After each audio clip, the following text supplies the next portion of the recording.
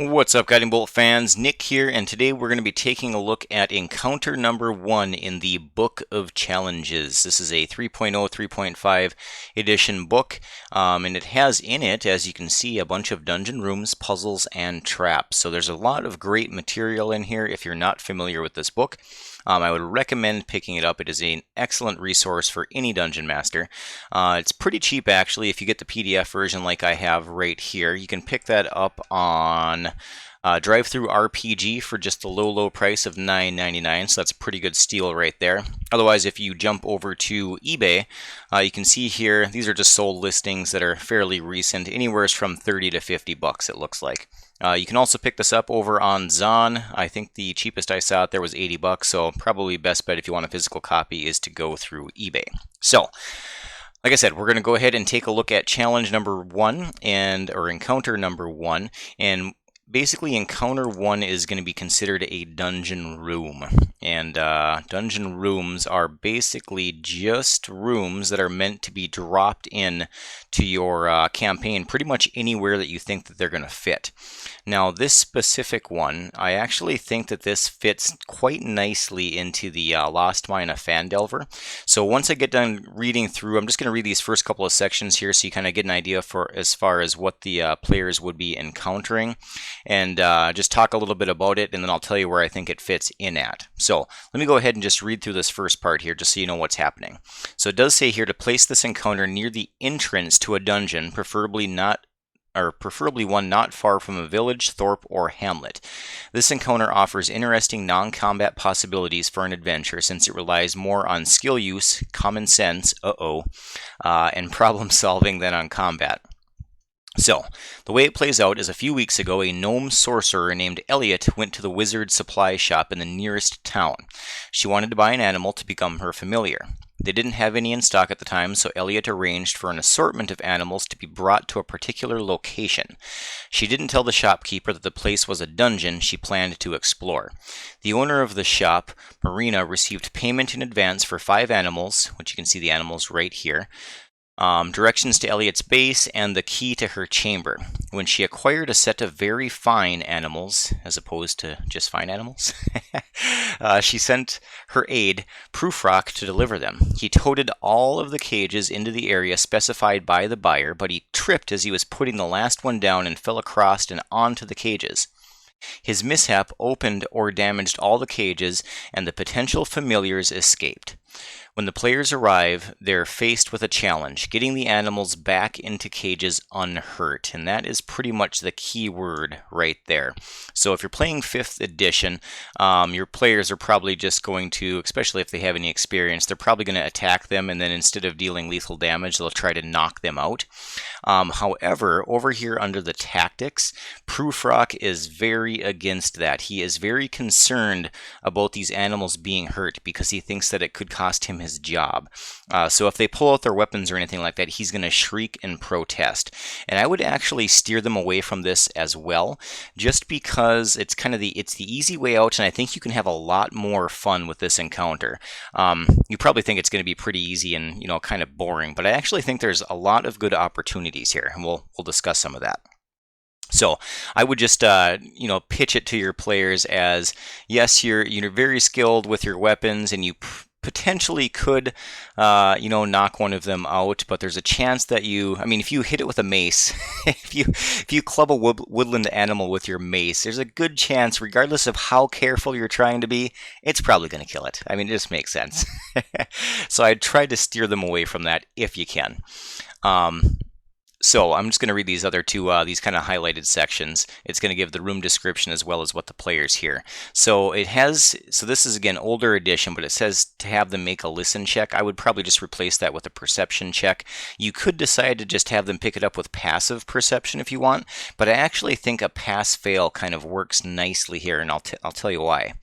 So if they pass, they hear from down the corridor a young man speaking in pleading tones.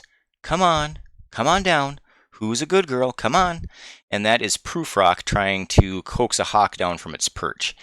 The room description, well, let me actually, so that would be if they pass. I was getting ahead of myself. So if they fail, what I would do is they probably just hear maybe cursing or grumbling coming from the room, obviously as Prufrock is trying to corral these animals, and then maybe it sounds like a chase or like some furniture getting knocked over as he's running around the room. So obviously they're probably going to open up this door to see what's going on, and when they open that door, I imagine one of these familiars, we got a bat, a cat, a hawk, a rat, and a snake. Probably makes most sense for either the cat or the hawk or the rat, I guess. I'm just picturing one of them shooting out of the room, like as soon as one of the PCs opens it. And now they have to decide, do they go after that one? They're not all isolated to one room anymore, so they might decide to split up their party. Maybe that cat runs into a room with, goblins in it because it's in a dungeon. I mean, any number of things could happen. So I kind of like actually keeping that as a pass-fail. Let me go ahead and read through this room description real quick now. And then there's also nice drawings provided in here. So after I read that description, I'll show you the drawing just so it kind of pieces it all together for you. So the room looks a little too domestic to be in a dungeon. A cat hisses from a large bed in one corner. A closed chest rests at the foot of a bed. A clothesline hung with laundry stretches across the room. A table and chair occupy another corner. And on a shelf above the clothesline, a hawk flaps its wings and cries piercingly. A set of open cages sits near the door. A disheveled young man stands in the doorway near the cages. He's calling to the hawk. So that is the room description, and here we have a nice little view of what the room looks like. So we have a top-down view right here, and then we have 3 side views. So you can see here the open door, cages, there's a table with, it looks like the viper is under the table, chair, the bed with a cat on it, which we can see right there as well as right here, except for the cat's missing from that picture. There is the chest, and it says that the chest has a rat in it. That chest is actually locked. DC 20, probably sleight of hand to get that open. So if the party doesn't have a rogue, and they don't have anybody that's nimble with their fingers, there could be some fun to be had right there. There is also, you can see the clothesline kind of against the back wall. We got 2 shelves, it looks like. The hawk is resting 10 feet up on one of those shelves, and then there is a bat kind of attached to the ceiling at 15 feet.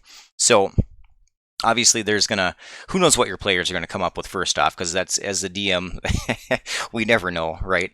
But some fun things that I can see possibly happening here. So we have this clothesline right here. Prufrock doesn't want them to take out their weapons. Unless there's somebody that's really tall, there's a chance that they aren't going to be able to reach the hawk, and definitely probably not the bat. So I'm picturing, like maybe the rogue or some one of the smaller classes that could try to balance on this clothesline. I'm picturing them jumping up on that clothesline and then maybe trying to leap to one of the shelves or try to grapple the hawk after they're balancing on this clothesline. So some sort of probably acrobatics check there, and then maybe a grapple check to see if they can actually grab the hawk. And we're actually going to take a look at the grapple rules, because I think that that's going to be the best mechanic to use here. The grapple coupled with moving with the creature grappled and then using the push mechanic to try to push the familiar into its cage after they've captured it. So here we are over on D&D Beyond, just to get a quick refresher on how grapple works. And then I also mentioned the shoving mechanic. So this is kind of how I would try to play out most of this encounter, or at least how I see it playing out in my head. Again, who knows what your players are going to do. But let's just run through this real quick. So it says basically to do a grapple, there's going to be a strength athletics check contested. So that's going to be what the PC makes, or the player makes. And that's going to be contested by the target's or familiar's strength, athletics, or dexterity acrobatics check. So, and then you're going to go ahead and choose, or target chooses the ability to use. So DM's going to choose that. So pick whichever one makes the most sense there. Assuming they get grappled. Then I would say that they're going to have to use moving a grappled creature. So they manage to get, they wrestle the cat down, they have it grappled, now they have to move it, or basically more moving than dragging, right? They have to carry the creature over to the cage. So I'd make the room a little bit bigger, just so that way it's not an automatic, okay, you got it grappled, now you automatically get it in the chest, because that's kind of boring, or in the cage, not the chest. unless they want to lock him in the chest. Who knows again? So I would make the room a little bit bigger, because once they get it grappled, now they have to move with it. So, and they're going to move at half their speed. So if they had to chase it around the room first to try to catch it, they managed to grapple it, now they have to move with it. So there's a chance that it's going to get back to the familiar's turn before they actually get over to the cage. And then if they do, the familiar is going to have a chance to escape. And that's just basically a reverse check. It's still a contest, but in this instance, the familiar is going to make a strength or dexterity check contested against the PC's strength check. So, kind of, again, how I see this playing out, right? Chase the familiar, you catch it, start moving towards the cage. You can't quite make it there. You don't want it to get away. So now maybe another one of the players has to run over, and I would say that they could transfer it as just like a essentially like a free action, kind of like grabbing a potion to use it. Maybe they could transfer the animal to the other player that still has movement, and then they could run it over to the cage. And then once they get it to the cage, they have to try to shove it in. And this is also going to kind of prevent, if they're lower level, especially if they're level 1, they aren't going to have any multi-attack options at their disposal, so they probably aren't going to be able to grapple it and shove it in at the same time, because it says that shoving a creature uses the attack action. So that's another good reason right there to kind of hand the animal off before to have somebody else try to shove it into the cage on their turn. So using an attack action, you can make a special melee attack to shove a creature to either knock it prone or push it away from you. So I'm just picturing, like a wind-up pitch, just hurling the rat into the cage. If you're able to make multiple attacks, yada yada. Oh yeah, so it replaces one of them. So that's kind of how. This is kind of how I would try to steer it, just because I think you have again a lot of potential for fun here. So let's go ahead and, well, before we scroll back up, I was gonna read through some of the options that the book suggests, but in this section right here, it talks about the different temperaments of the animals in the room. Pretty much every one of the animals, except for the cat, is fine with the PCs kind of being adjacent to them or in a square next to them. It's only when the PCs grab for them that the animals are going to try to defend themselves and probably bite or attack, and in response to them trying to grab them. And the grapple, the 5e grapple, doesn't have, I don't think anyways, I can't remember. I don't think it forces an attack of opportunity, where in some of the older editions, I believe it did. Like, I think if we actually were to read through this section right here, I think that when they try to grapple them, the familiar actually gets an attack of opportunity. And that may be fun to actually impose here, just so it's not just grapple checks. There's actually some sort of something bad can potentially happen to the players. They might have to use a little bit of resources, small healing potion or something like that if they really get beat up by these animals. Who knows? But I think that would be fun to keep in there, is if they try to grab the animal gets an attack of opportunity against them. Just to have them deal some sort of nominal damage, so there's some sort of repercussion for trying to grab the familiar. Now the cat, if you even go within, like, as soon as any PC is adjacent to it, the cat is going to attack them. So they're probably going to want to try to calm it down first. I would probably, if they ask kind of what the temperament is, or if they try to gauge how the animals feel towards them being in the room, I would definitely let them know that the cat appears to be very hostile. So they're going to have to do something to calm it down before they even attempt to go after it. So if we take a look up here, there is the soothing approach, and it offers some suggestions here for like, if your players aren't if they're having a hard time thinking of things to do, maybe you can offer some of these up. So we'll just run through these real quick. So there's Animal Friendship. That spell does still exist for 5e. I think it is Druids and Rangers, and I thought there was one more class that had that, but they'll know if they took it or not. So that's a good option there. Animal Trance, I don't think that exists anymore, but they could maybe use an animal handling check in place of this. So if somebody's good with an animal handling check, they could potentially use that. Calm Animals and Charm Person or Animal. So I don't think that Calm Animals or Charm Animal are in 5th edition anymore. And I think that they are, well, they're both, I think it's Calm Emotions, if I remember right. And then Charm Person is obviously still in 5e, but they're both for humanoids. You could maybe, if they aren't able to come up with anything fun, and they do offer this up as a suggestion, maybe you just say that since they're obviously these animals are super low CR, probably 1/4 to 1/8, something like that. Maybe they're able to use these spells one time on these lower CR monsters, and maybe you, as a DM, you decide to allow it. But that's up to you. Hypnotism. Hypnotism, is that around anymore? I feel like Hypnotic Pattern is the closest thing, and I think that's a level 3 spell, so they probably aren't going to have this at their disposal. That being said, though, I could see the bard in the group like whipping out a pocket watch, right? And maybe with some sort of performance check trying to hypnotize one of these animals. Sleep is still around, and I think that is a level 1 spell. It would be kind of a bummer, though, if, I mean, they'll probably think of that if they took the spell. Is it a radius 20 feet centered on the caster, I think? So you might want to make the room a little bit bigger just so they can't sleep everything all at once. Otherwise, it's going to be, I mean, good on them if they think of it, but it'll be kind of a little bit of a lackluster encounter than if they do that. So that'll be up to you. All right, so all that being said, hopefully that paints a good enough picture here as far as how this encounter kind of runs, and you've thought of some ideas on how you can make this even more exciting for your PCs. If you're an experienced DM running an experienced group of players, probably you aren't going to use this encounter. However, if it's a brand new group and it is a group of new players, I can see this being kind of a good icebreaker encounter. They get a chance to use some of their skills. They kind of got to think outside the box right away. They aren't just, burning down goblins and slashing them with swords, which is where I think that this encounter really shines.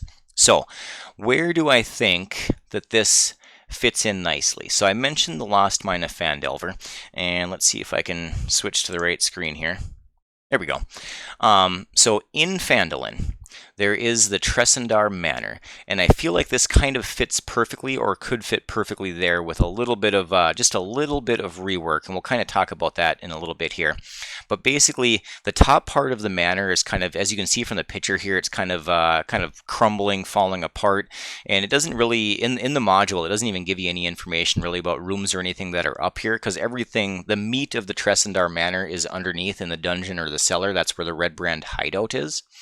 So I would maybe drop it in here, and then when the animals get out, maybe they're running around, they fly into a room that's got a crumbling floor or a crumbling wall, who knows, a beam on the ceiling that could give way. So there's all kinds of good options there. There is a couple, it looks like there's this little outbuilding right there too. You could maybe put it in there, but I think putting it inside the manor and then having the animals run around in there would be a better experience in encounter.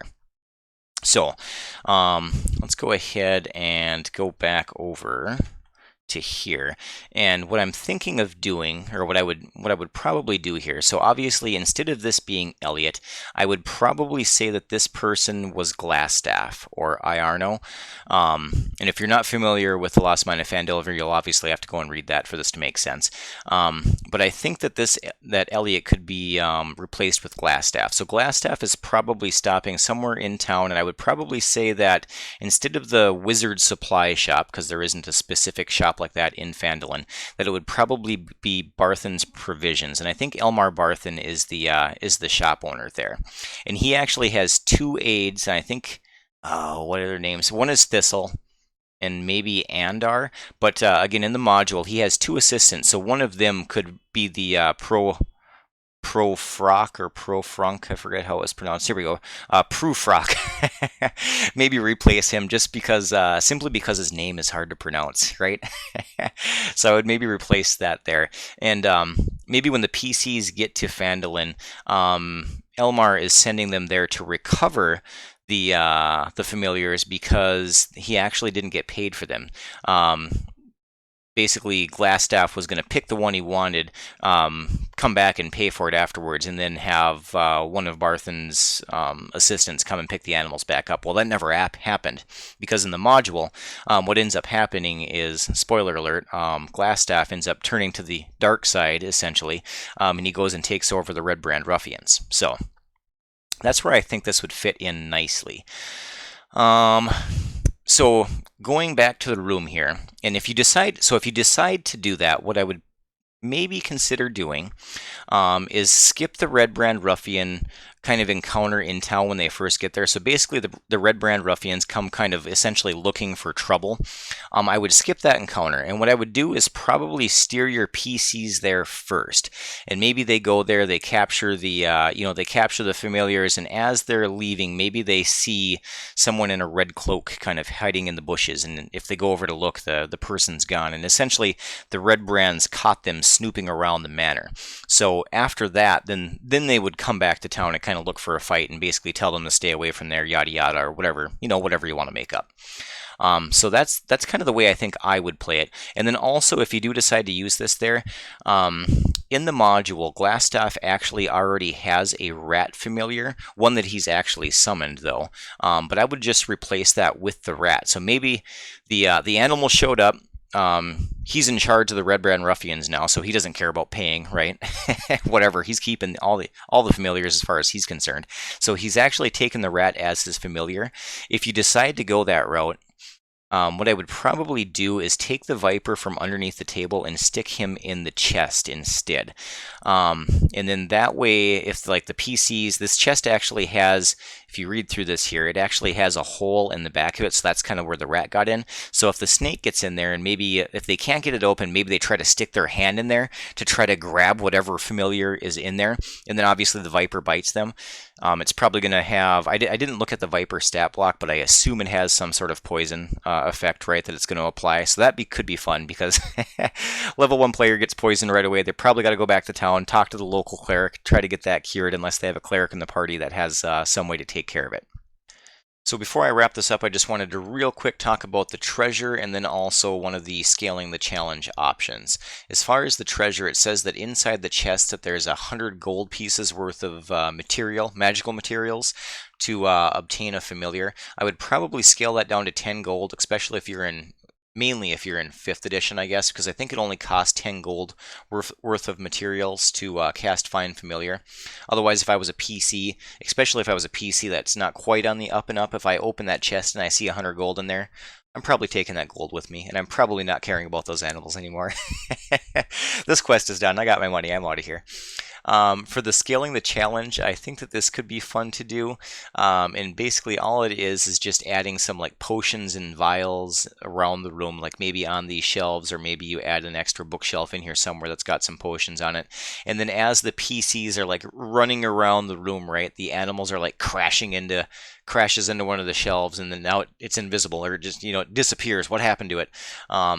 Maybe there's like a potion of strength, and all of a sudden this the animal is super strong, so it's able to it has advantage on its escape checks to get out of the grapple. That would be kind of fun. So, whole bunch of ideas here, and I'm just gonna probably keep on rambling unless I end it. I don't want this video to get too long. I just kind of want to go through these encounters, talk about how they work, some fun ideas that I had with them, and then just let you guys take it and run with it. So if you have any questions, comments, yada yada, you know where to stick it. Go ahead and throw that down below in the comments. If you found this helpful, go ahead and hit that thumbs up button. If you haven't subscribed yet, go ahead and make sure you do that. We put out videos weekly, so if you want to keep up with what we're doing, that's the best way to do it. As always, thank you for watching, and until next time.